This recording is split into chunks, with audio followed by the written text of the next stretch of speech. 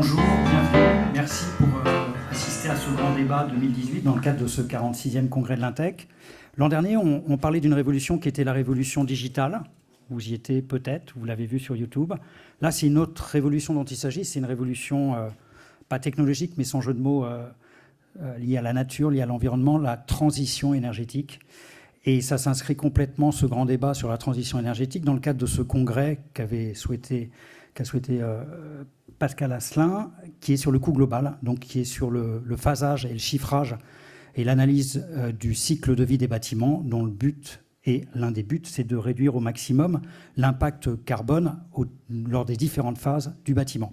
Avec nous pour parler de ce sujet passionnant, Philippe Pelletier, qui est président du plan bâtiment durable, qui est président de la RIX France, il y a tout un inventaire à Prévert de fonctions de M. Pelletier, qui est avocat. Pascal Asselin, qui est président de l'Intech, que vous connaissez bien, qui est dirigeant d'entreprise dans le domaine de la construction. Benoît Bazin, qui est directeur général adjoint du groupe Saint-Gobain, PDG de Produits pour la construction, PPC. Nicolas Bouzou, qui est économiste, essayiste, et qui est fondateur, dirigeant du cabinet conseil Asteres. Bien évidemment, vous pouvez participer quand vous le souhaitez, vu l'enjeu, l'importance du sujet. N'hésitez pas à intervenir. Pour commencer, on va faire un tour de table sur... Déjà, on a des souvenirs des accords de Grenelle, on a il y a 10 ans, il y a plus de 10 ans, en 2007, de la COP21, il y a près de 2 ans maintenant. Tout ça passe très vite. Il y a une urgence environnementale. Quel est, pour chacun d'entre vous, le degré, votre perception, l'état des lieux sur cette urgence environnementale? Peut-être, Philippe Pelletier, vous pouvez commencer sur ce sujet. Je rappelle que vous êtes un fin connaisseur du dossier, puisque depuis un certain temps, vous êtes sur ces dossiers, et le plan bâtiment durable, c'est en liaison entre les deux ministères de l'écologie, de la transition solidaire écologique, et de la cohésion des territoires. Alors, je vais essayer de répondre à votre question. Sur l'état des lieux. En disant simplement ceci. Poursuivre depuis le Grenelle de l'environnement, c'est-à-dire 2007, l'évolution de ce que vous avez appelé la transition énergétique, et que je crois qu'il faudrait qu'on appelle aujourd'hui la transition environnementale du secteur du bâtiment, moi, ce qui retient mon attention, c'est une grande continuité de l'action. Il y a eu 3 présidents de la République qui, depuis le Grenelle de l'environnement, ont été en place. Et je trouve que la ligne générale, la perspective fixée à l'horizon 2050 n'a pas varié. Il y a eu des ajustements, il y a eu des adaptations nécessaires, mais on a dans notre action une continuité. En revanche, ce qui ne s'est pas encore produit de manière radicale, c'est la naissance d'un grand marché qui soutient ces ambitions. On peut dire que le marché de la rénovation en France n'est pas encore un marché mature, et on peut penser que les objectifs que l'on se fixe pour ajuster nos règles de construction n'ont pas encore atteint dans leur exécution le niveau optimal qu'on souhaite.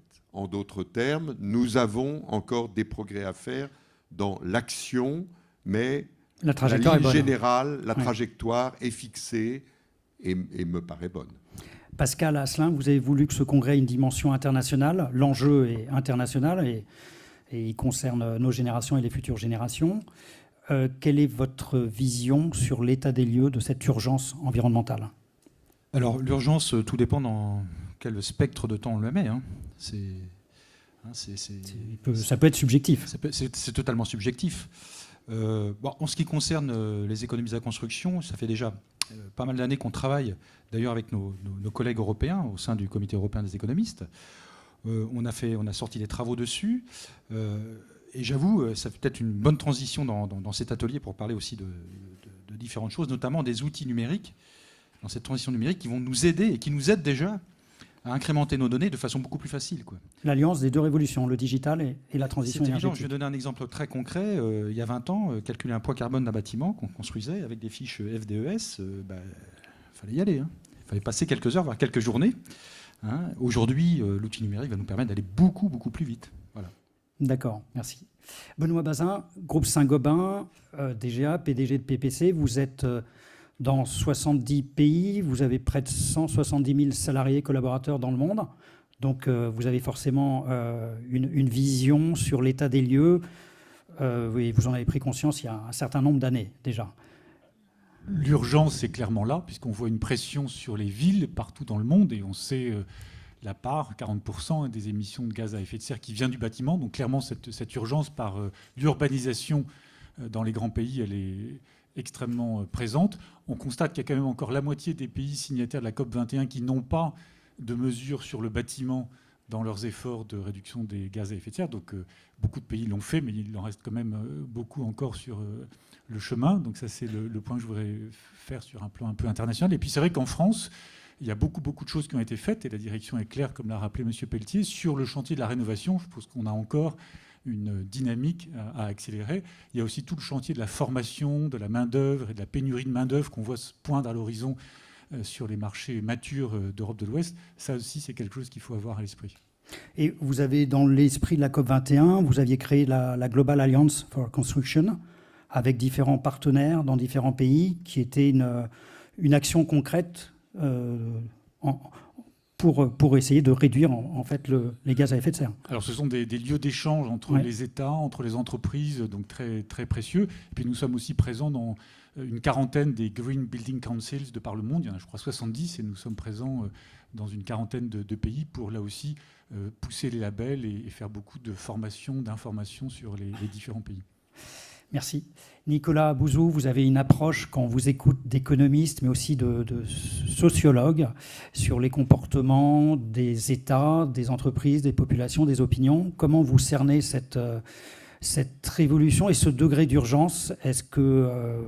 Quel est votre état d'esprit sur ce sujet? Alors, mon état d'esprit, c'est que le degré d'urgence est très élevé, puisqu'il y a en effet des engagements qui ont été pris lors des accords de Paris, mais aujourd'hui, on voit bien qu'on a des trajectoires qui ne sont pas complètement satisfaisantes, notamment sur les objectifs de réchauffement climatique. C'est-à-dire qu'on voit bien qu'on se dirige plutôt vers la fourchette haute. Et quand on regarde les émissions de CO2 au niveau mondial et au niveau européen, on avait eu des années où la plupart des grandes zones voyaient diminuer leurs émissions de CO2. Et là, on voit que les choses remontent un petit peu. Donc, on n'est quand même pas très tranquille par rapport à tout ça. Et je ne suis pas climatologue moi-même, mais les climatologues avec lesquels je parle régulièrement, notamment Jean Jouzel, me disent que, évidemment, il faut qu'on accentue notre effort, parce que pour l'instant, nous sommes très, très loin du compte. Alors moi, ce qui m'a beaucoup intéressé, pour être tout à fait honnête avec vous, ma pensée a un petit peu évolué sur les moyens de limiter ce réchauffement climatique. Si je schématise, il y a 3 moyens en réalité de limiter le réchauffement climatique. Le premier moyen, c'est la décroissance. Le deuxième, c'est l'éco-efficacité énergétique. Et le troisième, c'est la transition énergétique. Et je suis entièrement d'accord avec vous, je pense que le terme de transition énergétique est impropre en réalité parce qu'il est assez restrictif. Donc ce sont les 3 moyens. Bon, la décroissance, j'en parle pas parce que j'ai écrit beaucoup de choses là-dessus et je pense que c'est une impossibilité anthropologique. Donc je pense que c'est un débat qui ne mérite même pas qu'on le pose en vérité. Reste la transition énergétique et l'éco-efficacité énergétique. C'est vrai que la transition énergétique avait ma faveur. Je voulais vraiment qu'on concentre les moyens publics dans ce domaine-là, parce que je pensais que les effets de levier étaient extrêmement forts. Il est clair que les énergies renouvelables, c'est quelque chose qui est extrêmement séduisant. Il est clair que la voiture électrique, c'est quelque chose qui est extrêmement séduisant. Et puis a été publié notamment un livre dont beaucoup d'entre vous, je pense, ont entendu parler, parce que ça a été un livre très important cette année en France, qui est le livre de Guillaume Pitron sur les métaux rares, qui montre que, en réalité, si on considère l'ensemble du cycle de vie d'une éolienne ou d'une voiture électrique, malheureusement, la question se complique un peu et s'ajoute en plus le fait, au-delà de la transition énergétique, que dans une éolienne ou dans une batterie, il y a beaucoup de métaux rares. Alors les métaux rares, d'ailleurs, c'est un faux ami. Les métaux rares sont pas rares du tout. C'est pas du tout le problème. Le problème n'est pas du tout qu'ils sont rares. Le problème, c'est qu'ils sont très coûteux et que leur extraction est très polluante et que du coup, ce sont les Chinois qui le font à 95%. Bon. Donc on voit que ça se complique un peu et c'est la raison pour laquelle le sujet de ce soir m'intéresse beaucoup. Moi, je ne suis pas spécialiste de votre sujet, mais j'ai accepté avec joie de participer et de contribuer à cette table ronde parce que je pense que le grand sujet ces prochaines années, c'est déjà un sujet très important pour vous, bien évidemment, celui de l'éco-efficacité énergétique et celui des bâtiments. Je pense que c'est un sujet qui va devenir beaucoup, beaucoup, beaucoup plus important ces prochaines années parce que là, pour le coup, on est sûr que c'est efficace. Alors, c'est peut-être un peu plus compliqué à mettre en œuvre que de la transition énergétique pure. Faire des champs d'éolien, alors en France, c'est malgré tout compliqué parce qu'il y a des délais administratifs, il y a des recours juridiques. Mais enfin, on voit bien que intellectuellement, c'est pas très compliqué. Là, ce soir, on est sur un sujet, rénover des logements. Quand vous partez d'un stock pour l'améliorer, là, vous entrez dans des sujets qui sont plus compliqués. Mais je crois que néanmoins, ça va vraiment être le grand sujet de développement durable de ces prochaines années. Alors justement, vous parlez du plan. Il y a Philippe Pelletier, il y a le plan qui vient d'être présenté par Nicolas Hulot et Jacques Mézard de rénovation en avril, il y a moins d'un mois, de rénovation énergétique de 500 000 logements, dont la moitié sont détenus par des personnes à statut modeste qui, pour certains, ont froid dans leur logement. Alors, c'est un plan qui est considéré comme important. Il y a quand même quelques zones d'ombre, et comme il y a un économiste et des industriels et dirigeants d'entreprise autour de la table, on en parlera sur ces zones d'ombre. Qu'est-ce que vous pensez de ce plan, sachant que vous adhérez, j'imagine, justement à cette trajectoire supplémentaire, puisque au niveau du plan bâtiment durable, vous faites la concertation avec les acteurs de la filière et le gouvernement, et vous avez été très actif sur ce sujet. Oui. Je vais faire une observation peut-être sur l'urgence, oui, bien sûr. Ce qui éclairera ce que je vais dire sur le plan. On a collectivement une énorme difficulté qui est celle-ci. Nous sommes pressés, comme tous les intervenants viennent de l'indiquer, parce que nous avons besoin de nous ressaisir et de maîtriser nos émissions de gaz à effet de serre et notre consommation d'énergie. Mais dans le même temps, comme dirait quelqu'un, nous savons que ces évolutions vertueuses ne se feront que lorsque la société, nous tous, que ce soit ceux qui consomment des biens immobiliers, les occupants, les propriétaires des biens immobiliers, ou ceux qui produisent de l'offre de services dessus, des industriels aux artisans, se seront appropriés ces évolutions. Et il faut du temps pour que l'adhésion de la société se manifeste dans sa demande comme dans son offre pour qu'elle soit pertinente. Et donc on est pris entre deux idées, une sorte de volonté que pourraient avoir nos gouvernants, qui est parce qu'il y a urgence, deux calendriers différents. On va imposer, on va diriger, on va rendre obligatoire. Et puis la vérité, qui est qu'une société, pour se transformer, ça a besoin de temps. Il y a deux calendriers différents. Et le plan, puisque c'est pour éclairer le plan que je fais cette observation, le plan me paraît justement continuer à rester sur le terrain de l'impulsion que l'on donne, c'est-à-dire on fixe des objectifs et on met en œuvre les moyens pour que la société se bouge du côté de la demande pour que les gens les plus fragiles soient aidés, soient incités à engager la rénovation de leur logement, et du côté de l'offre de services pour que la formation soit adéquate et permettre à une offre de qualité de se déployer. Ce plan, il n'est donc pas dans l'obligation, yaka, faucon, on va dire que on va rendre obligatoire. Non, il est plus nuancé et il pose des priorités qui sont, pour aller à l'essentiel, au nombre de deux. La première, c'est une priorité qui a une dimension sociale forte, qui est il faut qu'on en termine avec la précarité énergétique que vivent les gens modestes dans notre pays. Nous avons identifié qu'il y a 1,5 million de ménages qui sont dans cette situation, et le plan gouvernemental, c'est on éradique cette situation en 10 ans. 1,5 million 150 000 par an.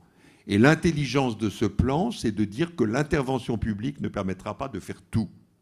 Donc la moitié du jeu est confiée à l'agence, l'établissement public qui est en charge déjà du sujet, qui est l'Agence nationale de l'habitat. Et l'autre moitié, c'est une nouveauté tout à fait intéressante, est confiée à l'initiative privée. Et on dit aux industriels comme aux artisans, mettez-vous ensemble et inventez des solutions qui permettront que les ménages en situation de précarité se voient proposer une offre qui les sorte de cette situation, sachant que on pourra parler tout à l'heure des financements. Oui, bien sûr. Mais en termes de chiffres, avant de parler de financement, l'autre priorité, parce que 75 000 par an, confiés à l'initiative privée, 75 000 à l'Agence nationale de l'habitat. Ces chiffres nous paraissent tout à fait pertinents. Parce qu'il y a 7 millions de logements qui sont mal isolés, ça fait 11 millions de ménages. Donc oui, la trajectoire est bonne, mais l'objectif n'est pas encore atteint. Le million et demi de ménages très modestes en situation de précarité énergétique est admis. Oui, ça c'est des gens qui ont froid chez eux, carrément. Voilà. Ce qui est intenable. Ce qui, paradoxalement, va produire un effet rebond salutaire, qui est que ça va consommer un peu plus, puisque ces gens-là ne se chauffent pas, et ils se mettront à se chauffer à partir du moment où on aura isolé leur maison, et c'est une bonne chose qu'ils puissent se chauffer. Et la deuxième priorité qui est intéressante dans ce plan, c'est une aide et une incitation donnée aux collectivités locales pour qu'elles commencent à rénover leur parc, la mairie, la salle polyvalente et surtout l'école, le collège, le lycée, l'université, suivant les strates de collectivité territoriale. Et moi, je mets beaucoup d'espoir dans la rénovation du parc éducatif, parce que je suis certain que cette rénovation ne peut pas se faire sans une mobilisation de la communauté éducative. Et donc, je pense que tout naturellement, les enfants qui auront appris dans le lieu scolaire les bons gestes et vu se réaliser des opérations seront de magnifiques ambassadeurs de la rénovation des logements, puisqu'ils éduqueront leurs parents. Bien sûr, parce qu'il y a les logements, mais il y a les bâtiments publics, dont les écoles. Et donc le plan met l'accent sur cette zone qui était restée assez à l'abri du mouvement pour déclencher cette action. Donc le plan prévoit de rénover un quart des bâtiments publics sur 5 ans. Voilà. C'est des chiffres annoncés. C'est des chiffres annoncés. Moi, je mets mon espoir sur une priorité donnée au parc éducatif. D'accord. Nicolas ? Je voudrais réagir parce que je trouve qu'en termes de méthode, ce plan est très bien fait. C'est-à-dire que je pense que mettre l'accent sur ces deux priorités, vous l'avez sous-entendu, Cyril, on ne peut pas rénover tous les bâtiments, malheureusement, on ne peut pas rénover tous les bâtiments tout de suite. Et donc, il faut bien qu'on définisse un ordre de priorité. La précarité énergétique, vous l'avez dit, c'est terrible. C'est vraiment terrible. C'est vraiment terrible. J'ai fait il y a quelque temps une permanence de mairie avec le maire de Meaux, Jean-François Copé. Je fais quelques permanences de mairie 1 ou 2 fois par an. Alors, ça fait un peu Marie-Antoinette au potager, hein, mais je ne vis pas dans les banlieues difficiles et vous non plus. Donc, si on n'y va pas, on ne peut pas se rendre compte. Et j'étais très frappé. J'ai beaucoup pensé à notre débat parce qu'une personne est rentrée. Il lui a dit, le maire lui dit alors comment ça va, monsieur Duchemol. Il lui dit alors on vient de me découvrir 3 cancers, le poumon, la prostate et puis je sais pas quoi, le poignet. Mais ça va. Ça va. Le problème, c'est que ma vitre est fêlée, le froid rentre et je n'ai pas d'argent pour la remplacer. Quand je vais à l'hôpital, on me soigne. Je vais dans un centre contre le cancer, je suis prise en charge, quelle que soit la gravité de ma maladie. Mais ça, je n'ai pas de solution. Chez moi même, je n'ai pas de solution. Voilà. Ouais. Alors là, si vous voulez, vous touchez du doigt la question de la précarité énergétique et vous dites, oui, bien, en termes de priorité, c'est bien évidemment par là qu'il faut commencer, parce qu'en plus, vous avez derrière ça des pertes économiques. Ça rend la vie absolument invivable, et donc tout le monde y perd. Il y a beaucoup d'externalités négatives. Donc je trouve que c'est très bien de commencer par là. Sur la question des collectivités locales, oui, bien sûr, c'est quand même frappant, moi ça m'a beaucoup frappé ces dernières années, de voir, me semble-t-il, vous me corrigerez si ça doit l'être, que les bâtiments publics me semblent être les moins bien isolés. Quand vous allez dans une entreprise, en général, vous voyez que vous êtes dans un bâtiment qui, du point de vue énergétique, je ne suis pas ingénieur, mais j'ai l'impression qu'en général, ça va. Mais quand vous rentrez dans une école ou dans une mairie, tout simplement, dans une mairie, mais vous voyez des carreaux cassés, etc., mais vous vous dites, c'est absolument terrible. Et alors, je pense que ça a une vertu. Moi, je suis un libéral. Je suis pour un État modeste, mais du coup, qui montre l'exemple. Et je pense qu'en termes d'exemplarité, c'est une très bonne idée de commencer par là. Écoutez, comment est-ce que vous voulez que la parole publique soit crédible si c'est les pouvoirs publics qui organisent un plan et s'il y a des carreaux cassés dans les écoles? Mais Nicolas, vous êtes un libéral qui adhérait à une réglementation. Bah évidemment, oui, parce qu'on peut être, comme dit mon ami Luc Ferry, on peut essayer d'être libéral et intelligent à la fois. C'est pas toujours facile, mais on peut toujours essayer. Je le mettais pas en doute. Quoi, pragmatique, l'intelligence pragmatique, je veux dire. Non, mais bien sûr qu'il faut une réglementation, bien sûr. Benoît Bazin, comme vous avez aussi une vision internationale, des plans en France et à l'étranger, vous avez dû en voir. J'imagine que vous avez forcément été concerté, c'est la palissade sur ce plan, puisque vous êtes leader dans les solutions d'aménagement, vous êtes leader mondial, notamment. Quel est votre avis sur ce plan ? Oui, nous avons émis un certain nombre de recommandations. Je trouve que les objectifs du plan, comme ça vient d'être dit, sont très bien définis, sont très ambitieux, et c'est bien. Ils capitalisent aussi sur un peu plus de 10 ans maintenant d'expérience sur ces sujets-là. La question principale, c'est la capacité d'exécution et de mise en œuvre du plan. Les idées sont bonnes, c'est bien défini sur les différents thèmes bien ciblés qui ont été évoqués.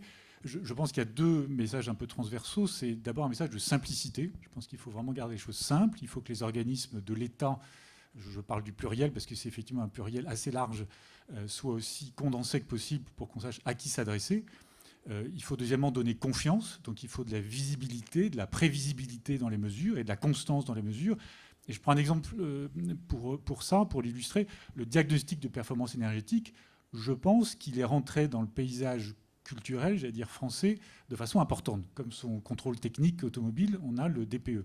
Je pense que le rendre opposable, donc augmenter son niveau de qualité, est quelque chose de très pertinent. Et on pourrait imaginer, sur les sujets de précarité énergétique, d'interdire dans un certain temps l'allocation de logements qui seraient en deçà des seuils minimaux de performance énergétique. Donc je pense que la simplicité, la confiance dans la durée, ce sont des paramètres très importants. Et puis le troisième qui est important, c'est le sujet de la formation de la main-d'œuvre. Alors si on compare par rapport à d'autres pays, c'est vrai qu'un thème qu'on n'a pas encore complètement abordé, la transparence de l'information en termes de qualité du logement, en termes de qualité des produits, de performance des produits, c'est quelque chose qu'on voit très développé dans les pays nordiques, qui sont quand même un petit peu en avance à la fois pour des raisons climatiques, mais aussi pour des raisons sociétales, sur nous dans ces domaines-là. Et clairement, la performance énergétique est rentrée dans les mœurs du particulier dans les pays nordiques.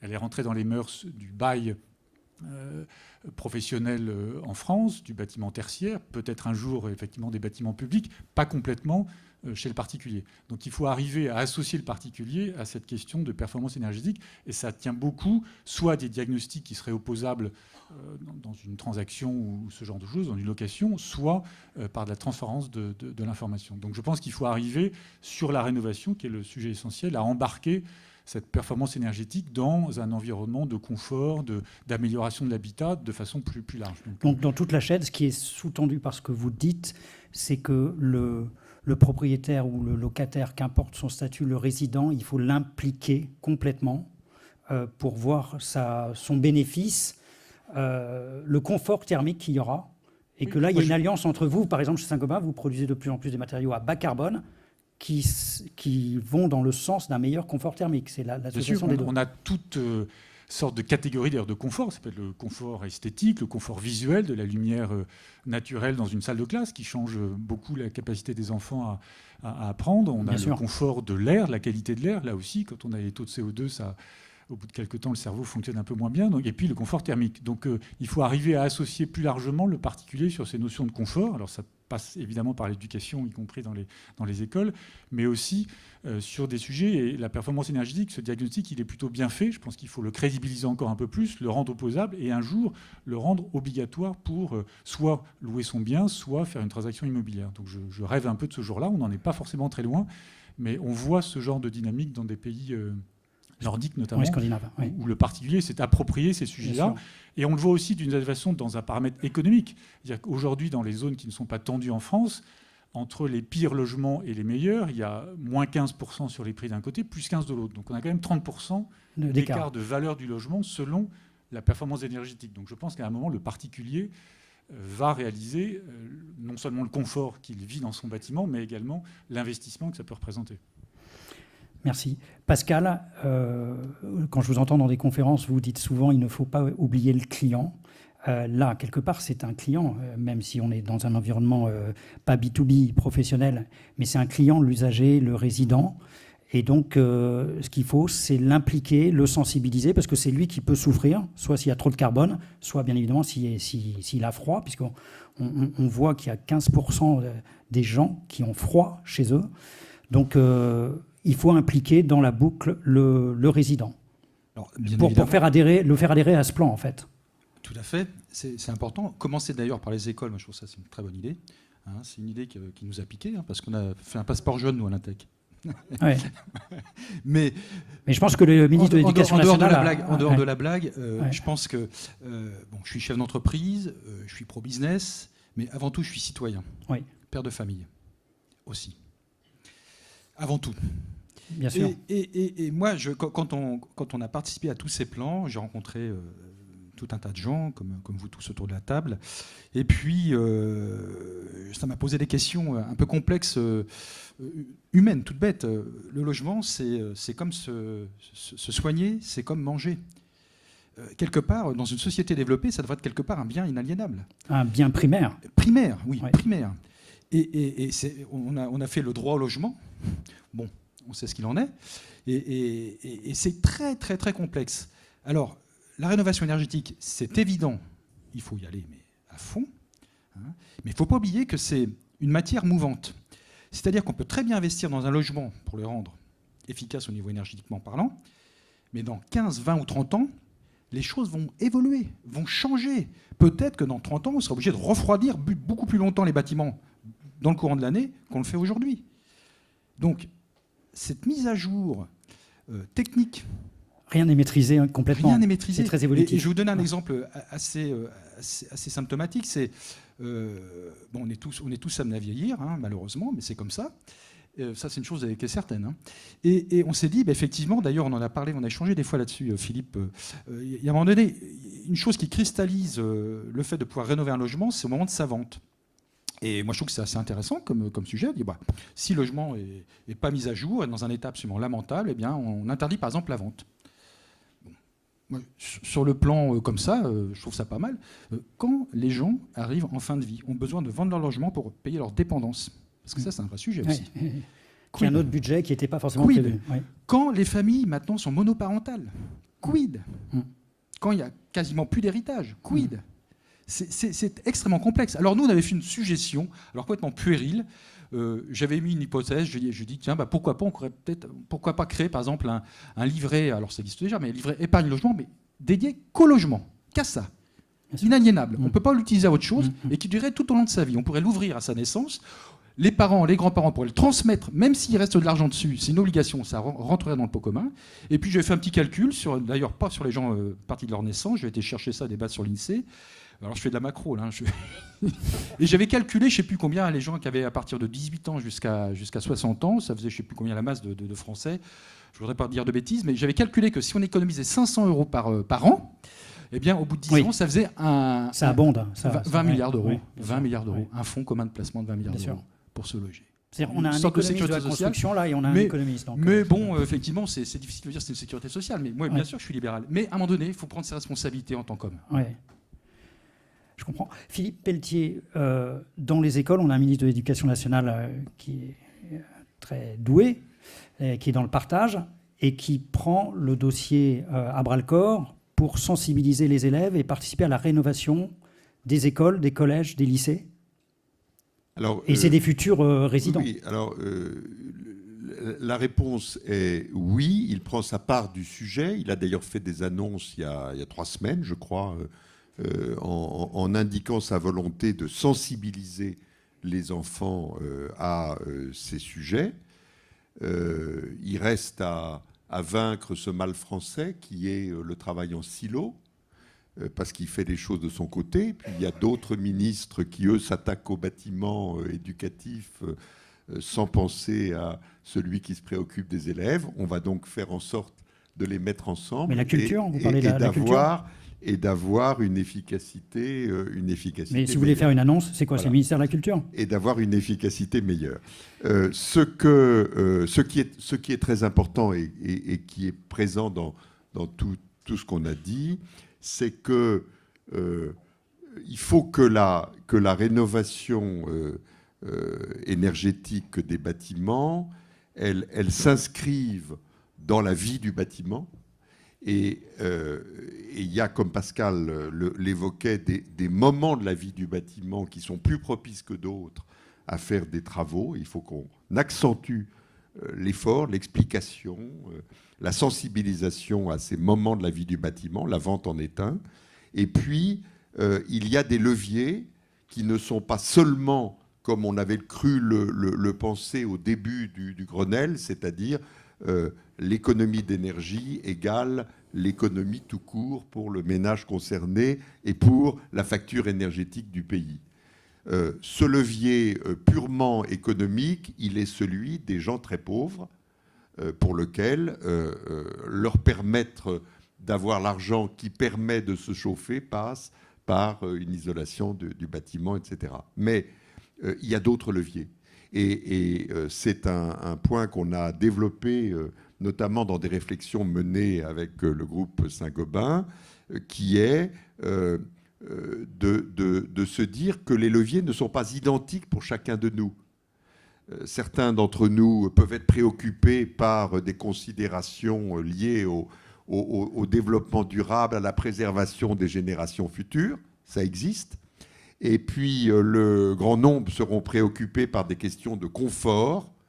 Et il est vrai qu'un logement rénové, dans lequel il y a un système de chaleur réparti également partout, c'est beaucoup plus confortable qu'avoir froid près de la fenêtre et trop chaud près du radiateur. Et puis, il y a des gens qui sont préoccupés par des questions patrimoniales. Benoît Bazin y a fait allusion.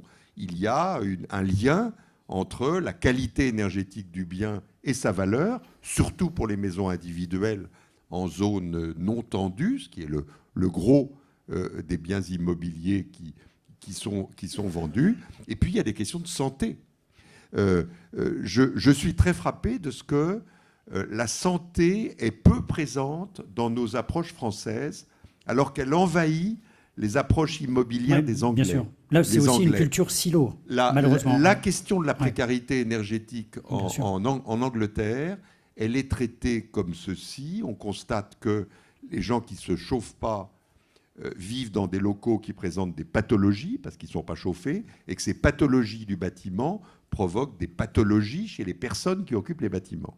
Et donc, ils ont fait un calcul qu'une livre mise dans la rénovation énergétique du logement économise 40 cents dans le budget de santé du pays. C'est une approche qui n'est pas encore chez nos décideurs, qui est probablement chez des occupants qui ont des préoccupations de santé, la question de la qualité de l'air intérieur. Voilà un sujet qui va devenir peut-être demain une préoccupation majeure, parce que des pathologies vont apparaître. Et je crois qu'on aurait intérêt à jouer donc sur tous les leviers qui vont nous permettre de passer à l'acte, de prendre la décision et de passer à l'action, parce que c'est ça qu'il faut faire. D'autant plus quand on regarde la pyramide des âges et que l'allongement de la durée de vie fait qu'on va vivre logiquement plus longtemps. Nicolas Bouzou, peut-être sur la santé? Oui, parce qu'il existe des travaux académiques sur ce qui fait réagir les gens, notamment sur les questions de développement durable. Comment on les emmène dans le développement durable. Et c'est tout à fait passionnant. En réalité, on voit que les gens réagissent aux messages positifs et non pas aux messages négatifs. Mais ils ne réagissent pas aux messages négatifs. C'est-à-dire que vous pouvez leur montrer les conséquences d'une hausse des températures de 4 degrés, des migrations pas possibles, les eaux qui montent et qui engloutissent les villes côtières. Les gens, et oui, ils trouvent ça horrible, mais ça ne modifie pas leur comportement. En revanche... Sauf le repli protectionniste identitaire. Alors, ou dans un sens peut-être négatif, mais en tout cas, je voulais dire, pardonne-moi, pas dans un sens positif. Oui, bien sûr. En revanche, on leur montre des photos avec des gens qui font du vélo, des enfants qui sont dans des squares, qui sont épanouis, etc., les gens deviennent écolos. Donc c'est très important d'avoir ça en tête en termes de communication. Et alors, c'est un peu comme l'éducation avec les enfants. Non, mais ça m'amène. Ouais, mais c'est très important parce que ça veut dire que sur nos sujets, il faut montrer ce que ça apporte aux gens. Et Philippe Pelletier a tout à fait raison de rappeler qu'il n'y a pas que la question financière. Je pense que la question financière, bon, quand même, elle est très importante pour beaucoup de gens, mais en effet, elle n'est pas suffisante. Et ça m'amène au deuxième point. Le mot, je pense, le mot-clé, vous l'avez prononcé, c'est la notion de confort intérieur. On vient de commémorer, en tout cas, pour être peut-être un peu plus neutre, mai 68. Qu'est-ce qui a changé mai 68, qui n'est pas d'ailleurs simplement un événement français, mais qui est un événement international? Qu'est-ce que ça a changé?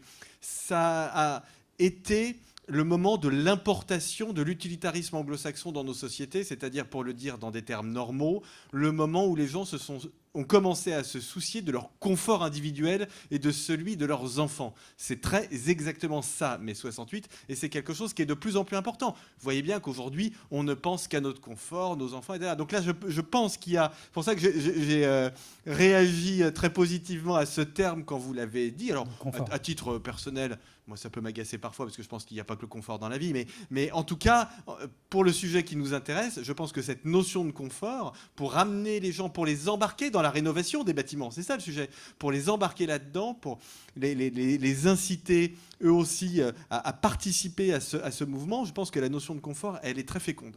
Oui, et ça peut être un langage, le point commun pour expliquer ça et fédérer les gens, la notion de confort, exactement. Le bien-être.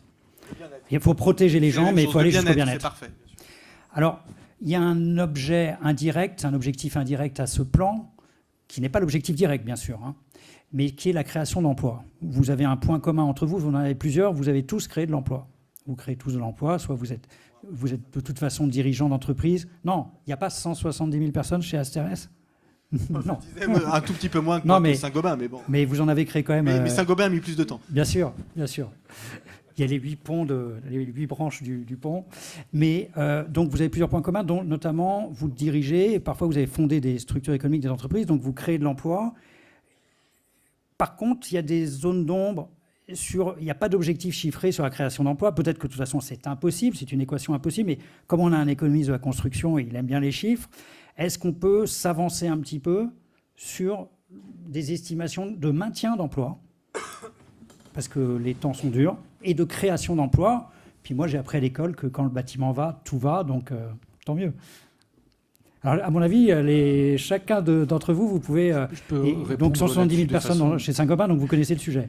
De façon très concrète pour vous dire ce qu'on vit dans le groupe Saint-Gobain, notamment en France. Et alors, avant d'en venir là, un point qui me paraît encore un peu manquant sur nos sujets de transition énergétique, c'est le financement privé. Je suis surpris, il se trouve que j'avais été directeur financier de Saint-Gobain pendant la crise financière, j'avais trouvé que les banquiers étaient très créatifs, très imaginatifs.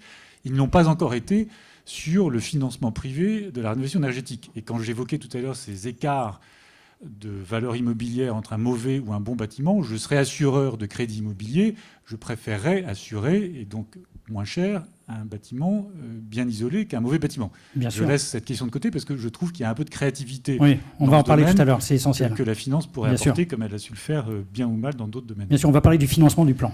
Parce et alors, pour le groupe Saint-Gobain, c'est à la fois des investissements dans nos usines de production. Notre dernière grosse usine de laine de verre, elle est à côté d'Angers.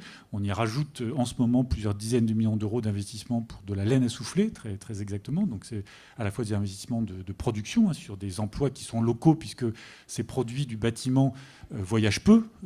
Voyagent 300, 400, 500 km autour d'une usine. Donc on ne va pas faire venir la laine de verre de Russie pour isoler les combles d'un grenier en France.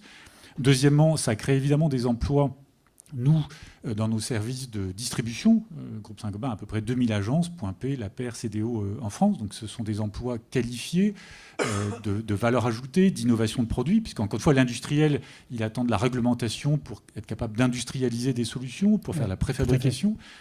Et puis, c'est aussi de l'emploi qualifié pour des artisans. Je trouve que les métiers du bâtiment sont des beaux métiers. C'est des métiers nobles qui sont locaux, proches de chez nous. Le RGE, par exemple, qui a été introduit il y a quelques années, on avait pris un petit peu d'avance de phase parce que les organismes publics de qualification des artisans n'étaient pas tous prêts. Donc on avait formé plus de 20 000 artisans nous-mêmes avec un label Saint-Gobain, mais validé par les organismes pour le RGE, dans les agences de distribution. Ce qui est en soi un peu une prouesse, parce que attirer des artisans 2 heures, 3 heures sur une chaise pour de la formation un peu théorique sur la performance énergétique, c'est quand même quelque chose d'intéressant. Donc il y en a 70 000 qui ont été formés, et évidemment, ce sont des emplois plus qualifiés. Et évidemment, ces gens-là sont plus occupés que les autres et embauchent. Et je terminerai par le fait que le numérique peut aussi aider à former et donc à valoriser toute cette filière du bâtiment. Bien sûr. Moi, je suis absolument convaincu. Qui dit emploi dit formation. Vous citez les chiffres pour Saint-Gobain, mais c'est vrai qu'on embauche en France sur les métiers du bâtiment. Bon, il se trouve qu'en plus, le marché est quand même en phase de reprise, mais on crée des emplois de production, on crée des emplois de services et on forme la filière du bâtiment. Donc, je trouve toute qu'il la faut chaîne de valoriser. valeur. Oui, et on valorise ça vers de l'innovation, de la valeur ajoutée, des emplois plus qualifiés que simplement empiler des blocs de béton. Question impossible, si on prend une feuille Excel, on voit 500 000 logements à rénover. Sur 5 ans, c'est un plan quinquennal, on voit 1,5 million, donc sur 10 ans, de logements à éradiquer des résidences principales parce que c'est des passoires thermiques, étiquetées F et G. Ces deux chiffres vous permettent, comme sur un business plan, de faire des évolutions de croissance, d'activité. Il n'y a pas de piège dans ma question, et même d'emploi, parce que c'est quand même des objectifs chiffrés qui ont l'avantage, pour les industriels qui aiment les chiffres, c'est très important d'avoir des choses dans la continuité, et qui ne changent pas selon politiquement, d'un moment à l'autre. On a des visions à au moins 5 ans sur le marché français. C'est là aussi le point qui est nécessaire sur la visibilité, la prévisibilité des mesures. Je prends un contre-exemple. Jusqu'à récemment, la fenêtre était dans le CITE.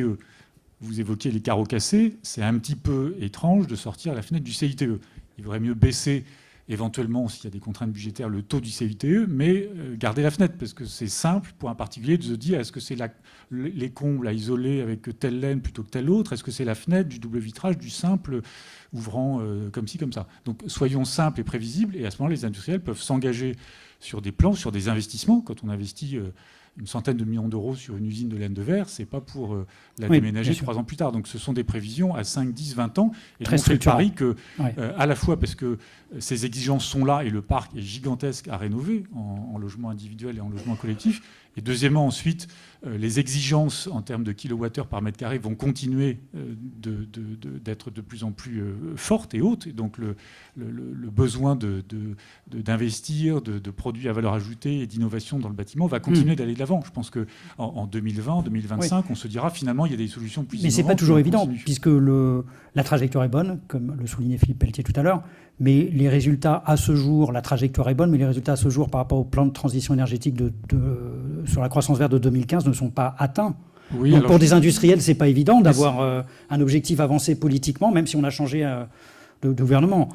Mais ce n'est pas évident. C'est vrai, mais comme le rappelait M. Pelletier, on a quand même eu la chance d'avoir plusieurs gouvernements successifs qui ont maintenu le cap sur la transition. Et ça, c'est très important. Ouais. Après, on sait tous que les cycles du bâtiment sont des cycles longs. Et donc, dans ces cycles longs, il ne faut pas changer les mesures avec sur les fenêtres, remettre les changer fenêtres, les paramètres, bien sûr. Changer les paramètres. Il faut rester sur un cap. Il faut monter en puissance sur les sujets de formation de main-d'œuvre, d'attractivité du monde du bâtiment. Et je pense que sur ces cycles longs, tout le monde va être gagnant de très loin.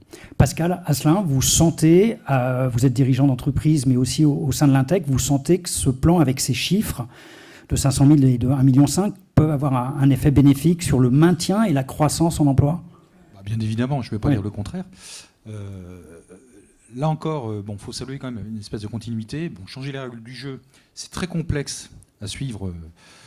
Je dirais, quand on change les règles du jeu. En ce qui concerne les mesures déjà qui ont été mises en œuvre, le RGE, je trouve que c'était très bien. Mais il faut avouer aussi que le RGE, maîtrise œuvre, enfin ingénierie, n'a pas fonctionné. Il faut le dire. Oui.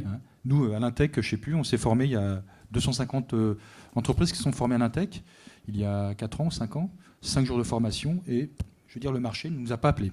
Voilà, bon, c'est comme ça. D'accord. C'est comme ça, c'est un constat. Mais il ne faut pas s'arrêter en chemin, il faut continuer. Et puis, en termes d'emploi, c'est phénoménal, c'est colossal. Et comme le disait M. Bazin, et je le répétais aussi au début, c'est une chose qui va évoluer constamment. Oui, c'est le caractère évolutif. Mais c'est très intéressant pour toute la filière, pour les entreprises de construction, bien sûr pour les industriels, mais aussi pour l'ingénierie que nous sommes. Nos connaissances, on va les mettre à jour en permanence. Et ça, je trouve que c'est très excitant. C'est un métier à valeur ajoutée, intellectuelle aussi, il ne faut pas l'oublier. Merci. Nicolas Bouzou, on parle de rénovation, mais on parle forcément de construction quand on parle d'éradiquer les 1,5 million passoires thermiques. Vous, votre théorie, votre analyse, c'est de dire que parfois, quand il y a un manque de logement, il y a un manque d'emploi. Donc les deux sont liés. Oui, alors, d'abord, sur le Si fait je vous lis que- bien. Si je vous lis bien. Bien sûr. Trois choses. D'abord, sur le fait que le gouvernement n'annonce pas d'objectif de création d'emplois, je trouve qu'il a parfaitement raison. Je pense que c'est vraiment tout à son honneur, pour une raison simple. Je vais peut-être étonner certains d'entre vous, mais l'objectif d'un plan de rénovation énergétique, ça n'est pas de créer des emplois, Oui. c'est de rénover des bâtiments. C'est un effet indirect. Voilà, oui, mais non, mais C'est moi clair. je suis attaché à une certaine rigueur dans la politique économique. Ce sont les ordonnances Pénicaud qui ont pour objectif de créer des emplois. Donc C'est ce clair. sont deux choses tout à fait différentes. Que ça crée des emplois, oui, bien sûr, évidemment, mais je trouve extrêmement honnête et sage de ne pas, quantifier ça. Première chose. Deuxième chose. Il y a un gouvernement à qui ça a joué des tours d'un point de vue macroéconomique global. Oui, aussi. mais oui, bah oui. Deuxième chose. Il y a un point qui m'inquiète un petit peu. C'est que vous avez aujourd'hui la moitié des entreprises qui disent à l'INSEE, notre principal problème de développement économique, c'est que nous n'arrivons pas à recruter. Et là, je crois que dans le cadre de ce plan, le sujet, au fond, c'est moins les créations d'emplois que est-ce qu'on va être capable de trouver suffisamment de gens pour rénover ces millions de bâtiments. Et ça, je pense que c'est quelque chose auquel on doit réfléchir. Donc c'est un dès problème maintenant. d'offre, et Alors, pas de demande. exactement. Et pas de demande. Et il y a deux choses là-dedans. Alors, il y a un aspect purement macroéconomique qui est en train d'être traité, qui est celui, je ne vais pas revenir là-dessus, mais à la fois de la réforme de la formation professionnelle et de l'assurance chômage. À court terme, d'ailleurs, je mets plus d'espoir à court terme. La réforme de la formation professionnelle est excellente, mais à court terme, je pense que c'est plus du côté de la réforme de l'assurance chômage qu'il faut attendre sans doute un rapprochement entre l'offre et la demande de travail.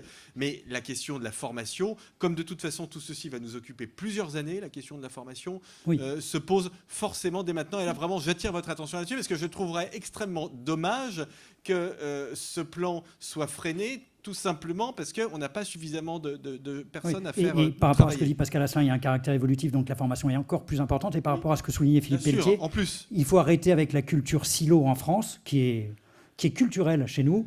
Et par contre, la formation, donc il faut que ça attrait, que ça irrigue dans différents métiers, dans différents ministères aussi. Exactement. Donc la formation professionnelle, l'éducation nationale sont concernés. Et là, on donne entre beaucoup autres. de rôle aux branches.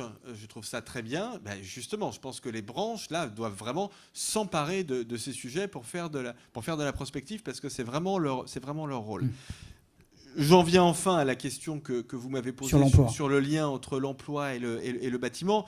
Je pense qu'aujourd'hui, la problématique fondamentale du lien entre l'emploi et le bâtiment, c'est qu'il y a des bâtiments, et notamment, si je réduis au logement, il y a beaucoup de logements en France, contrairement à ce qu'on dit. J'entends souvent dire qu'il y a une pénurie de logements. Non, c'est pas vrai. Il y a pas de pénurie 33 de logements. millions le parc de logements. Il y a énormément de logements. Ouais. Quand on rapporte le nombre de logements au nombre d'habitants, on voit qu'on est même très bien placé. Exactement, Donc, et néanmoins, on voit bien que les prix des logements sont très élevés et que beaucoup de gens n'arrivent pas à accéder au logement. Donc le problème, en réalité, n'est pas un problème de stock global de logements, c'est un problème de lieu, de localisation des logements. Et ça, alors là, on en revient typiquement à notre sujet. C'est-à-dire qu'en réalité, on n'a pas besoin de construire beaucoup plus de logements. On a besoin, d'une part, de construire des logements là où on en a besoin, c'est-à-dire, pour le dire très schématiquement, pardonnez-moi, je suis obligé de synthétiser, mais dans les métropoles, là où on crée des emplois. C'est là qu'il faut créer des logements, là où on crée des emplois. Tout est lié.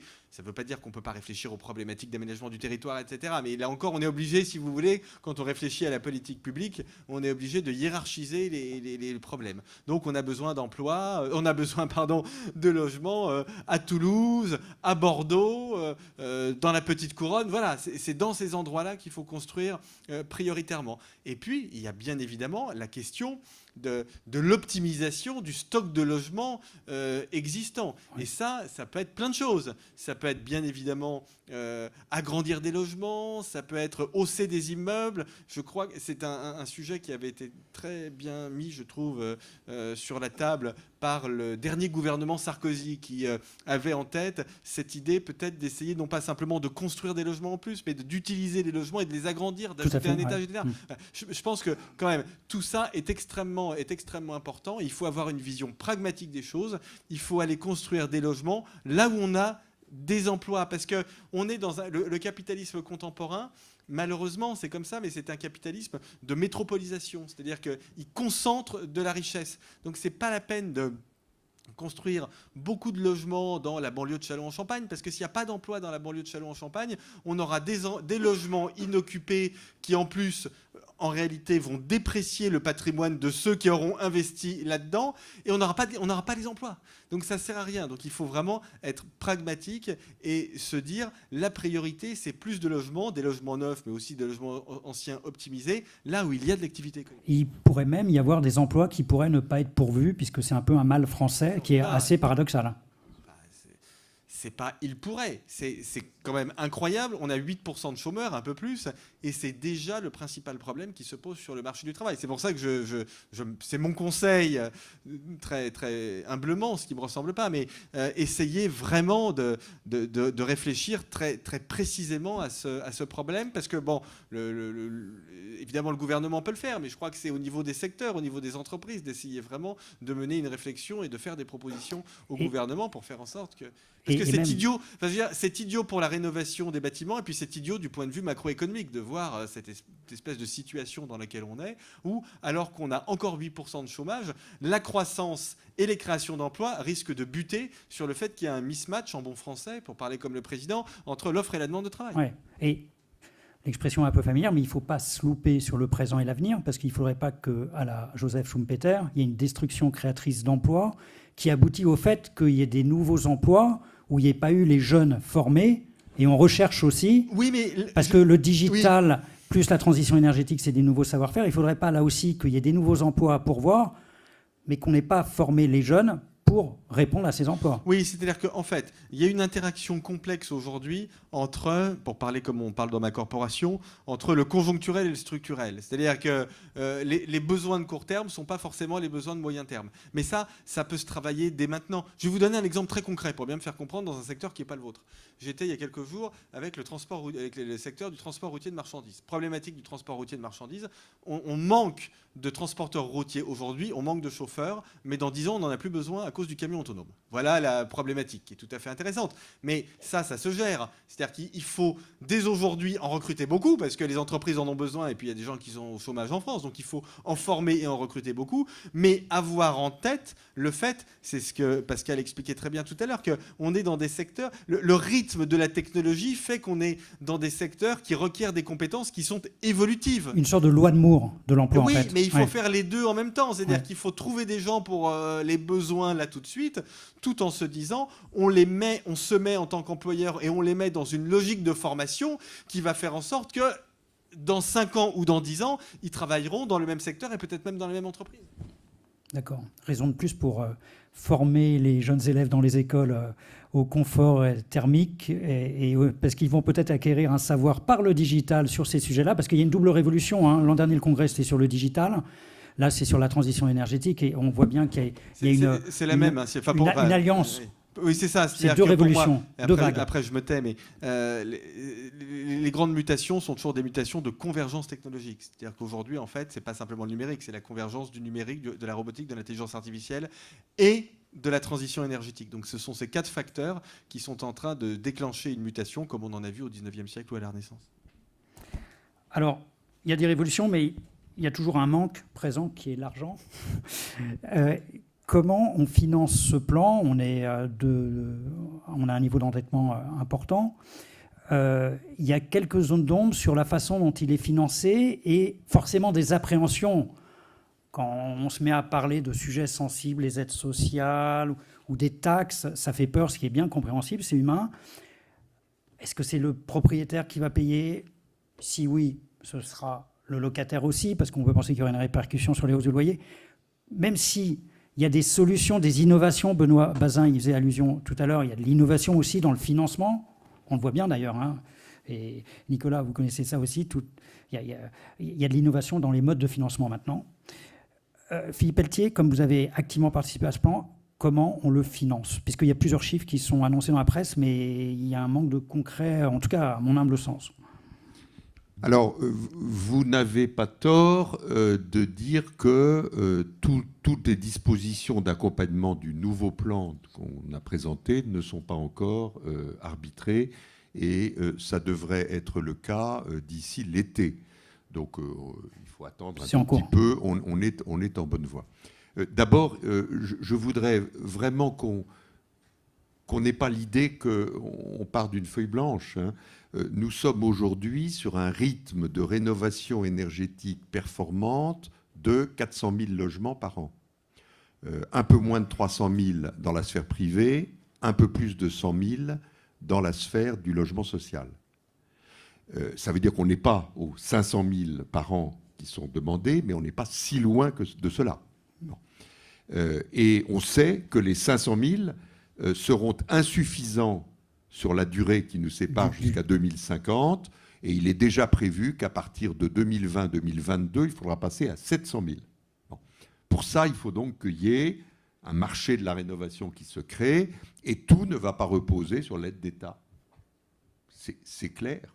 Et c'est ça, d'ailleurs. Il faut que si on avait ce rêve qui n'est pas le mien, qu'on sorte de cette addiction à penser que l'État va continuer à tout payer, etc. Donc, il y a un sujet sur lequel l'effort de l'État doit être maintenu très fermement, c'est celui de la lutte contre la précarité énergétique.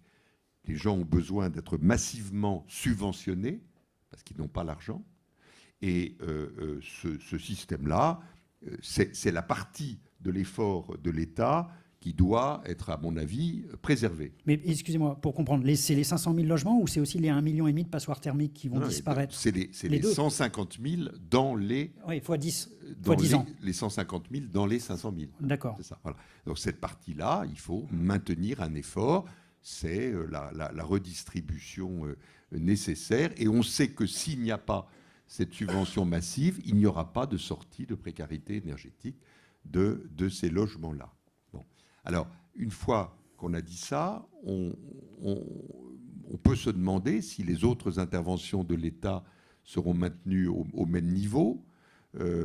Celle qui met de l'argent à disposition des ménages à taux zéro sur une durée de 15 années, c'est une ligne qui n'est pas très consommée aujourd'hui. C'est une ligne qui a sa vertu dans le traitement des logements, des immeubles collectifs. Probablement que pour les rénovations énergétiques des copropriétés, il faut permettre aux copropriétaires de lisser la dépense sur la durée, comme ils le font pour une charge. Et ça permet aussi aux syndics de copropriété de mobiliser cette ligne de financement pour le compte des copropriétaires qui n'ont donc rien à faire. Donc c'est une voie, à mon avis, utile, qui est celle de maintenir cet outil qui n'est pas très coûteux. Et puis il y a un outil très coûteux, qui est celui du crédit d'impôt, qui coûtait l'année dernière 1,7 milliard ou 1,8 milliard, dont le poste des fenêtres que vous évoquiez, qui en représentait 800 millions. C'est beaucoup d'argent. Et là, je pense que l'État va nous demander d'atterrir un peu. Il va réduire son engagement. Il va essayer de le rendre plus efficace. Moi, j'adhère à votre proposition, M. Bazin, de peut-être jouer sur le taux davantage que sur les types d'équipements qui pourraient être aidés. Je pense que ce serait une bonne voie. Et puis, et j'en ai terminé, il y a un autre mode de financement qui est en train de grandir sans qu'on s'en rende bien compte. C'est ce qu'on appelle les certificats d'économie d'énergie, qui vont représenter quasiment la moitié du financement. Ce n'était pas du tout le cas il y a 10 ans. C'est le cas aujourd'hui. C'est un système ingénieux qui a été inventé, vous le connaissez peut-être, qui est qu'on demande aux grands énergéticiens de prendre un engagement d'aider aux économies d'énergie, moyennant l'achat de certificats d'économie d'énergie liés à des actions vertueuses. Et ce système-là, ce système d'obligation, c'est nous tous qui, consommateurs d'énergie, le payons de manière un peu indolore sur nos factures d'énergie. Et c'est un système qui va monter en vigueur parce que les obligations imposées aux énergéticiens ont considérablement augmenté. Bon, voilà. Et à côté de cela, moi je crois, comme Benoît Bazin, je crois très fort que ce n'est pas suffisant et que la vraie solution, c'est d'inventer une stimulation de financement privé pour aider à ces opérations. On a de la difficulté à intéresser les établissements bancaires et financiers au financement de la rénovation parce qu'ils sont entrés dans une industrialisation de leurs prêts en essayant de banaliser des financements. Et ce qu'on leur demande, qui est un peu du sur-mesure, rentre pas bien dans ce modèle. Donc on a cette vraie Ils sont dans une logique de volume.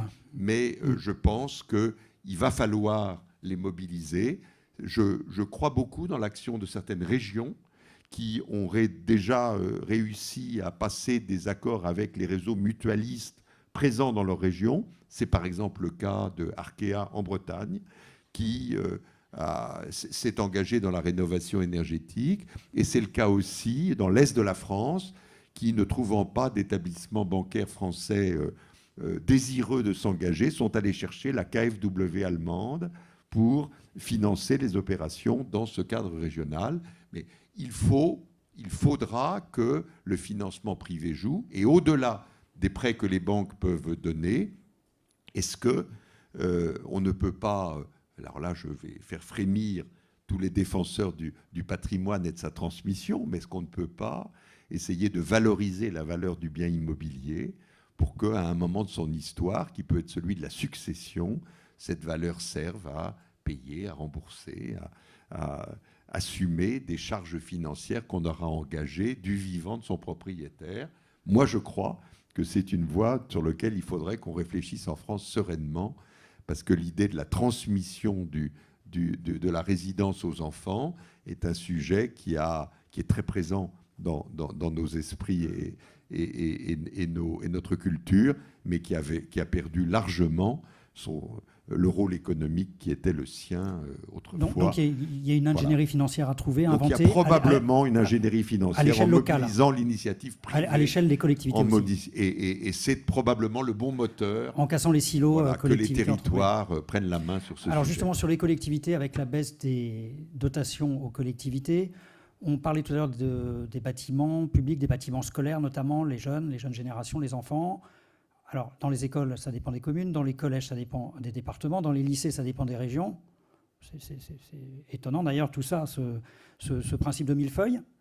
Mais comment peuvent-elles financer les collectivités, puisqu'il faut rénover les bâtiments publics? Parce que l'État se doit déjà d'être exemplaire. Et comme disait Nicolas Bouzou, parfois, on peut, en fermant les yeux, au confort thermique ou au non-confort thermique, savoir si on est dans un bâtiment tertiaire privé ou public. Ce qui est quand même, je pense que Pascal pourrait confirmer, ce qui est quand même dommage. Donc comment les collectivités vont pouvoir financer leurs bâtiments avec la baisse des dotations?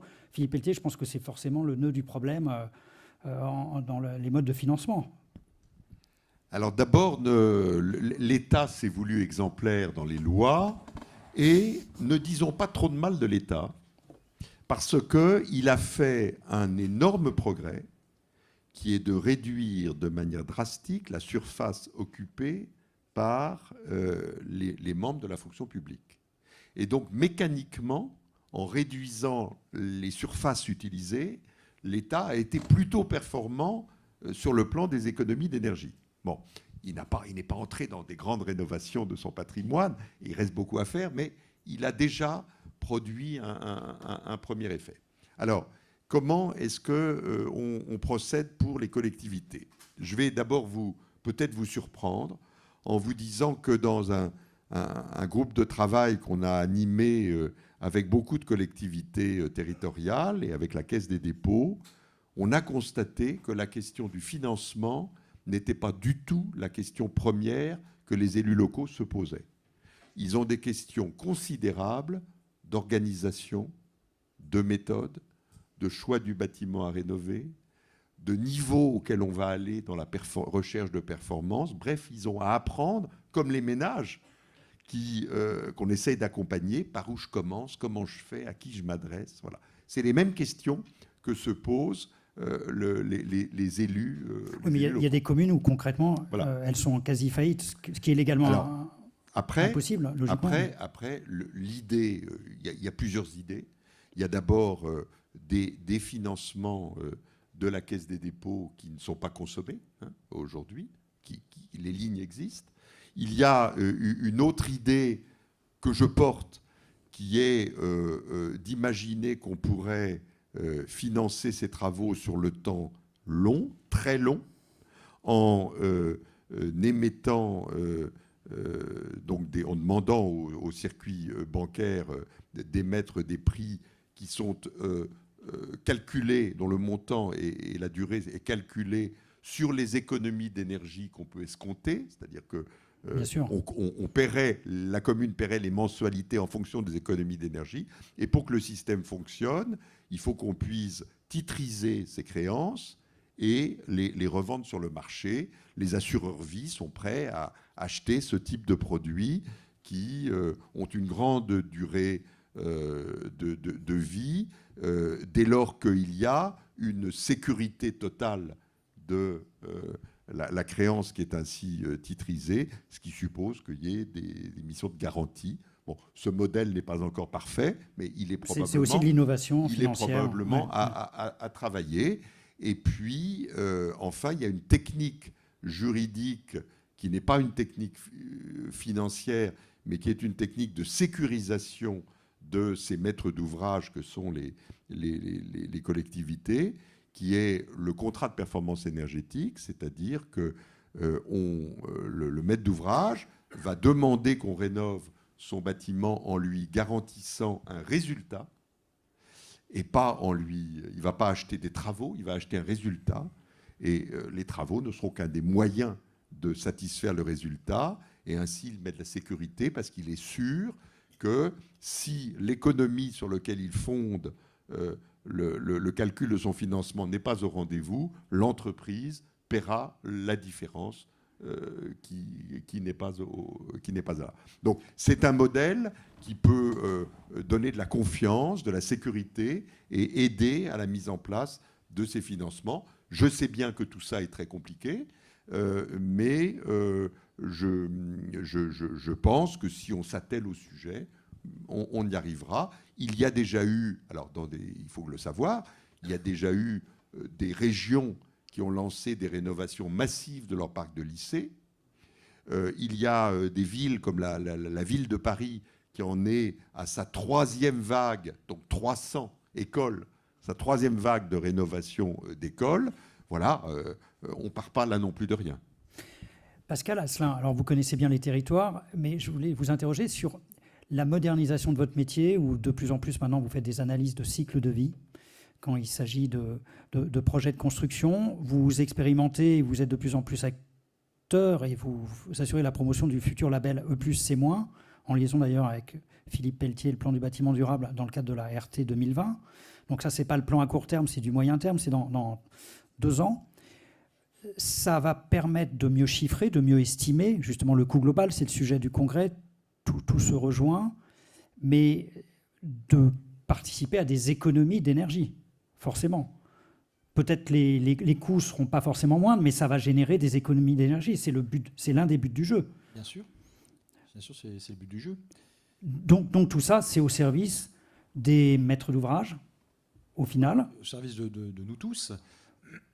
Maintenant, je trouve que... Mais dans la balance, c'est un actif. On parlait du passif, du financement. Là, c'est un actif, c'est quelque chose de très positif auquel votre profession contribue. Oui, mais enfin, je ne sais pas ce que ça donnera dans 10 ans. Je ne suis pas Madame Soleil, mais je rebondis sur ce que disait mon voisin Benoît Bazin.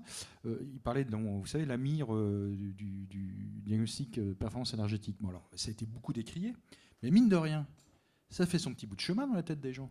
Quand vous allez voir un logement, que vous voulez le louer ou l'acheter, vous regardez la mire. Alors, est-ce que c'était bien fait ou pas? Mais en tout cas, psychologiquement parlant, l'impact existe.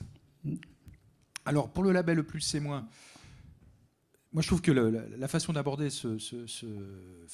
cette réglementation avant le label, je trouve que c'est assez intelligent puisqu'on expérimente. Exactement. Alors là, moi je trouve que c'est vraiment la bonne méthode. Ouais. Du coup, c'est pas la directive qui tombe. Moi, je revendique le droit à l'erreur et le droit d'updater, enfin de mettre à jour nos connaissances en fonction des évolutions technologiques et numériques qui se présentent à nous. Donc oui, moi je dis welcome, plus c'est moins. Maintenant, effectivement, il va y avoir des frottements, mais comme dans tout, on va être en courbe d'apprentissage. On va être sans arrêt en courbe d'apprentissage. Et d'ailleurs, il faut tordre le cou à une légende. On dit que produire du logement, ça coûte très cher, de plus en plus cher.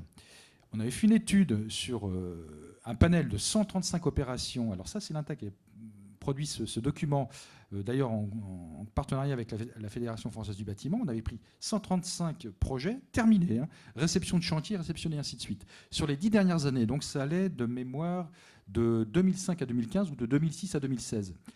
Eh bien, on s'est rendu compte qu'en 10 ans, le prix du logement n'avait pas augmenté, mais plutôt stagné. Je parle de coûts de construction. Donc c'est curieux. Et on dit que ça coûte très cher. Il faut chercher les raisons ailleurs. Et donc là, alors on s'est tapé, entre guillemets, pendant cette période, la RT 2012, et ainsi de suite. Donc il y a une courbe d'apprentissage qui a fait ça au début. Et après, pouf, le marché... Alors on a subi une crise quand même, il ne faut pas l'oublier. Il y a eu un autre phénomène. Alors là, moi, je ne suis pas macroéconomiste, mais qui a eu, à mon avis, un impact, c'est le travail détaché, où on a perdu quasiment 50 000 emplois, entre guillemets, dans le bâtiment, et on est venu... il y a 200 000 travailleurs détachés qui sont arrivés dans le secteur du bâtiment. Donc tout ça, ça a des impacts macroéconomiques, mais dire que ça coûte plus cher de produire du logement, c'est pas tout à fait vrai. Et comme la courbe d'apprentissage est tout le temps continue, sur quelle valeur vous faites votre comparatif? Alors maintenant, quand on se projette... Ce qui rend le métier d'économiste passionnant. Ah bah, tout à fait. Ben, c'est ce que je disais à Nicolas tout à l'heure, dans un petit entretien privé. Je dis, mais Nicolas, la bonne nouvelle pour nous, c'est qu'il y a une donnée numérique qui change toutes les heures, toutes les minutes, c'est les coûts. Donc, en tant qu'industriel, vous pouvez effectivement incrémenter des objets sur une maquette numérique. Il va exister votre objet, il va être mis à jour effectivement en fonction de l'évolution technologique. Mais l'autre, ça bouge sans arrêt. Donc, où est la vérité? Tout ça, effectivement, c'est une matière molle. Et il y a plein d'autres économistes bien plus intelligents que moi qui ont fait des articles là-dessus. Mais c'est très intéressant, en fin de compte. Et maintenant, quand on va aller un peu plus loin, qu'on va parler de l'analyse de cycle de vie du bâtiment, eh bien, il va falloir que les maîtres d'ouvrage, les propriétaires que nous sommes aussi, soyons courageux. Pour entendre les chiffrages liés au phasage? Eh bien, c'est comme... Entendre un budget de déconstruction, par exemple? Eh bien, c'est comme l'analyse de cycle de vie. C'est une analyse de risque. Si vous prenez un humain, c'est exactement la même chose. Oui. Dans le cycle de vie d'un produit, c'est comme ça. Je pense que oui, non, mais voilà, donc c'est une matière mouvante, donc c'est passionnant quelque part. Mais oui, aussi le numérique avec les nouveaux process qui se traduisent notamment par le BIM et la maquette numérique. Sans parler de méthode Lean, c'est du gain d'efficacité et de productivité. Donc, est-ce que ça peut aboutir à des logements plus performants sur un plan économique et pas énergétique? La question vulgairement parlant, moins cher. La question m'est toujours posée? À mon avis, à tout le monde. Pour vous quatre. Bon, moi, je dirais que l'outil numérique, ça permet d'incrémenter beaucoup plus de données et plus rapidement. Voilà. Je pense qu'il va nécessairement y avoir des gains de productivité très, très importants. D'une part, c'est quand même l'information et la formation mise à disposition de tous et qui va continuer de s'enrichir. C'est la capacité, par exemple, de réaliser des devis automatiques à partir d'un diagnostic de performance énergétique. L'artisan sort, il a fait son diagnostic, il y a un devis qui est quasiment automatique en termes de nombre d'heures de main-d'œuvre, de produits à installer. Le passeport numérique qu'on envisage pour les bâtiments, ça va la être carte numérique. Aussi la carte numérique, je pense, des outils. Après, ce qui est très important pour l'industriel et pour les constructeurs de bâtiments, c'est que l'ensemble de la chaîne se discipline pour démarrer très en amont sur ces sujets-là. C'est vrai qu'on est quand même dans une profession où on aime bien l'appel d'offres du tuyau de fonte au dernier moment, du sanitaire l'avant-veille, et puis on change encore tel ou tel produit. Plus on arrive à concevoir les bâtiments À en phaser. amont, plus les outils numériques vont être utiles et optimisés, et plus on va gagner en coût.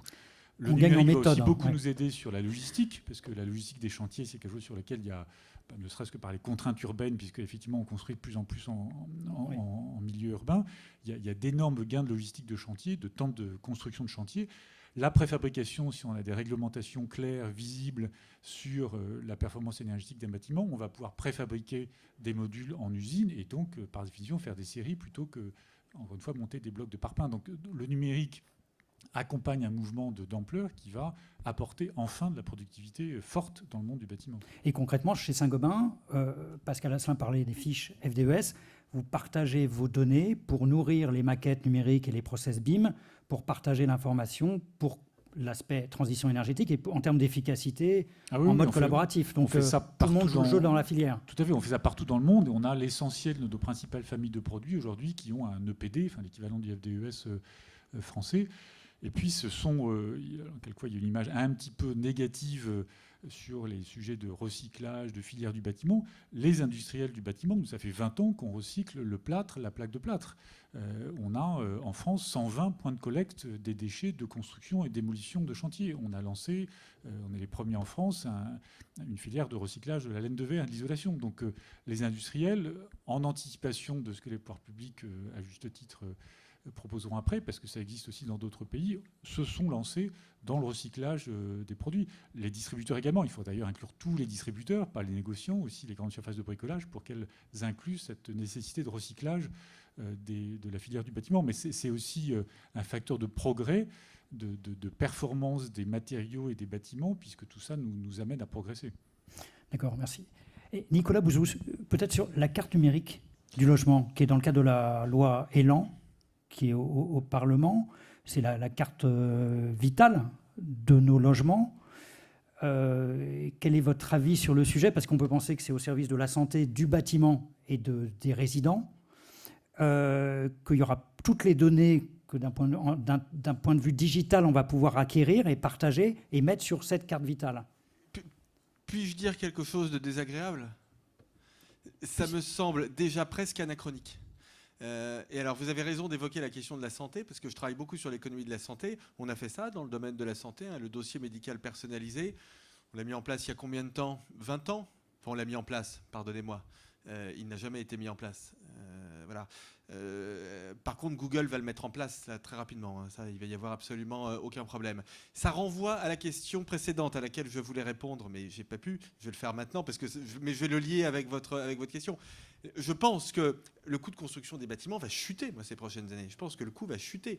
Parce que, d'une part, on sous-estime complètement les gains de productivité technologiques liées à cette fameuse convergence dont je parlais tout à l'heure, le numérique, la robotique, l'intelligence artificielle, peut-être l'imprimante 3D demain, c'est tout le début, mais c'est le tout début. Mais clair. On peut aussi penser que c'est un domaine qui va faire des progrès, donc on aura ce phénomène de convergence technologique qui va permettre de réaliser des gains de productivité, mais surtout, les chaînes de valeur vont se réorganiser. Quelle est la vraie difficulté? Quel est le véritable obstacle aujourd'hui à l'utilisation du BIM? Mais c'est le fait que c'est une innovation qui est tellement disruptive qu'en réalité, pour bien l'utiliser, il faut réorganiser toute la chaîne de valeur. Et ça, c'est quelque chose qui prend du temps, bien évidemment. Casser les silos. Et casser les silos, on est tous d'accord. Et donc, imaginez, quand on aura eu ces gains de productivité technologique et quand les chaînes de valeur se seront organisées, je peux vous dire que le coût du logement va chuter, on va avoir énormément de données, et du coup, la carte vitale du bâtiment, oui, bien évidemment. Mais ce ne sera pas un sujet, ce sera évident. Mais ce ne sera pas un sujet, sauf si on a des réglementations, notamment au niveau européen, qui nous empêchent d'accumuler des données. Je suis vent debout contre le RGPD. Une RGPD logement. Je ne vois pas pour quelle raison le continent que j'aime et dans lequel je suis citoyen commettrait un acte de suicide. Je trouve ça un peu dommage, si vous voulez. Donc je pense qu'il faut faire très... L'obstacle, c'est ça. L'obstacle, ce sont les contraintes que nous mettons nous-mêmes et que l'on ne met pas aux autres, parce qu'on fait des réglementations du ticket RGPD par un espèce de sadisme vengeur vis-à-vis des GAFA, mais les GAFA s'en moquent. Vous considérez que les États-Unis et les Chinois qu'on oublie créent des start-up et des pure players et que l'Europe crée de l'administration réglementaire? Je pense que l'Europe crée de la contrainte sur un flux qui n'existe pas. C'est notre valeur ajoutée à l'échelle européenne. Oui, mais elle se retourne contre nous. Bien et sûr. nos amis chinois... Vous savez, j'ai rencontré le gouvernement chinois lors du 19e congrès du Parti communiste. Et ils m'ont Vous dit- étiez au congrès du Parti communiste? Non, j'étais en Chine, pas au congrès, malheureusement. C'était mais une formation au libéralisme? J'aurais adoré. Mais ça, c'est sûr, oui. Mais ils m'ont dit la chose suivante. Ils m'ont dit, vous savez, toutes ces questions de protection des données, de privacy, d'utilisation des données, on les comprend parfaitement. On n'est pas idiots. On se pose les mêmes. On serait même tenté d'y apporter des réponses. Simplement, nous allons d'abord devenir les leaders sur ces sujets. Et ensuite, dans un second temps, nous mettrons en place des régulations. Je crois qu'il faut vraiment qu'on apprenne à penser de cette façon-là. D'accord. Sur la carte numérique du logement, Benoît Bazin, vous travaillez dessus parce que vous êtes un émetteur d'informations lié à tous les matériaux que vous fabriquez et que vous distribuez? Oui, naturellement. Enfin, toute l'information produit, on a quelquefois 40, 50 attributs sur un produit donné. Sur un Donc, objet, c'est ouais, quelque chose qui s'enrichit à la fois sur la performance à l'instant T, la performance dans le temps, sur la faculté de le mettre en œuvre, sur l'assemblage de systèmes, parce qu'on va de plus en plus sur des propositions de systèmes que des produits pris isolément. Donc oui, nous, on nourrit tout ça. Et encore une fois, ce n'est pas que sur la partie conception du bâtiment, c'est sur la partie construction et logistique. Et ensuite, c'est encore un champ à ouvrir, la partie maintenance et vie du bâtiment. Bien sûr. Et c'est là-dessus aussi qu'on peut... Mais là, fortement vous auriez des interactions superbes à créer avec vos communautés d'usagers dans le domaine particulier. J'ai vu que vous aviez lancé une plateforme pour aller en direct en relation, ce qui est une innovation, parce que vous êtes dans le domaine professionnel. Vous me tendez la perche. Effectivement, le groupe a lancé le site saintgobain.fr qui s'adresse aux particuliers. Parce que de plus en plus, et on le voit dans d'autres domaines, le particulier est au cœur de l'information et il est de plus en plus prescripteur. C'est le particulier, je le citais tout à l'heure à propos des pays nordiques, qui va parfois tirer l'artisan qui a sa garantie décennale, qui a sa prise de risque, qui n'a pas forcément envie d'être le plus innovant. C'est le particulier qui va tirer la filière du bâtiment sur l'exigence justement de cycle de vie d'un produit, sur les émissions de composés volatiles dans son bâtiment, etc. Donc la capacité de ce site, c'est d'aller atteindre le particulier, de lui proposer toutes sortes de solutions. On ne parle pas de produits, on parle d'univers, de solutions, d'inspiration, et puis ensuite de leur envoyer à des artisans que nous-mêmes nous qualifions pour assurer la qualité du travail. Donc c'est tout un travail de valeur ajoutée sur l'ensemble de la chaîne de valeur, le particulier, l'artisan, l'inspiration vers des solutions innovantes et de monter en gamme, et puis l'industriel et le distributeur qui est derrière, puisqu'on a la chance aussi d'avoir tous ces points de vente qui sont au contact des artisans, qui les forment au quotidien et qui connaissent très intimement le marché. Et de capter de la data pour la partager après, mais la data qui est, qui est la matière vive. Pascal, si tu veux conclure ce grand débat. Oui, parce qu'il y a des petites contraintes techniques pour tout le monde. Il y a des bus qui attendent tout le monde à 19h20. Mais c'est des bus électriques. C'est des bus, je ne sais pas s'ils sont électriques, je ne sais pas. Mais ce sont des bus. Comment dire ? En tout cas, merci d'être venus, Nicolas, Benoît, Philippe. C'était très riche, très intéressant, peut-être pas assez complet, mais enfin, j'ai trouvé que pour moi c'était très exhaustif. J'ai appris des choses. Là, Nicolas, le RGPD, j'étais pas si contre que ça, mais bon, matière à réflexion, à regarder, à regarder, et puis, je dirais, en ce qui concerne effectivement la transition numérique, le logement, la rénovation énergétique des logements. Eh bien, on s'aperçoit que c'est une matière molle plutôt, qui bouge sans arrêt. Alors, j'étais très content d'entendre noble aussi. Oui, exactement. Donc, le bâtiment, c'est pas des métiers de plouc, faut pas l'oublier. Donc, c'est des métiers qui vont avancer, qui ont, je dirais, dont l'ingénierie. C'est des métiers d'humains pour les humains. Exactement. Ouais. Donc, c'est assez passionnant ce qu'on est en train de vivre. Et la convergence des métiers et ainsi de suite, ça, c'est un vrai sujet. On le voit nous au sein de nos agences aussi. Et donc, la question nous qu'on se pose aujourd'hui, et d'ailleurs c'est une parfaite liaison pour vous dire que l'an prochain on vous retrouvera, j'espère, le 20 et 21 juin à Avignon. Et le sujet, ce sera un train peut-il en cacher un autre ? Et quand je parle de ça, c'est pour imager que nous sommes en pleine révolution numérique aujourd'hui, mais que peut-être derrière, vous le disiez bien tout à l'heure, il y a les big data, il y a l'intelligence artificielle, et là, ça peut peut-être balayer plus vite qu'on pense tout ce que nous sommes en train de dire aujourd'hui. Et remettre à jour notre logiciel en permanence. Nicolas disait tout à l'heure, la deuxième vague sur la première vague. La formation initiale est absolument capitale, et la formation continue, absolument capitale. Et ça, c'est la continue. Je dis, mais continue, c'est pas une fois tous les 3 ans. Hein. Mais vous êtes déjà très actif pour Ah conclure. Oui. Ah oui, pour conclure là-dessus. Sur les MOOC et le partage d'expertise. Oui, on avait lancé un MOOC il y a 1 an. On avait lancé le premier MOOC prescrit, réestimé à l'heure du BIM. Un MOOC gratuit pour tout le monde. Au début, on s'est dit, on va faire ça. Alors, on l'a fait avec des pros. Hein. Une ligne éditoriale écrite, d'ailleurs qu'on peut retirer sur la plateforme, avec des comédiens qui parlaient. Et, surprise, on était parti sur un panel, on s'est dit, ouais, si on fait 1500, 2000 personnes apprenant, c'est génial. On a terminé à 7000. Incroyable. Donc, ça y est, même les gens commencent à s'approprier ce genre de formation. Et ben, fort de ça, on est parti sur 50 MOOC aujourd'hui. Voilà. D'où le partage. Impliquer le. Ah, c'est clair. Impliquer Il faut la connaissance, le la partage aujourd'hui, on n'a final. pas le choix. Et d'ailleurs, c'est la survie de nos entreprises. Hein. Bien sûr. Le travail en silo, à mon avis, il y a du danger à continuer comme ça. Ouais. Voilà. Merci beaucoup. Merci beaucoup.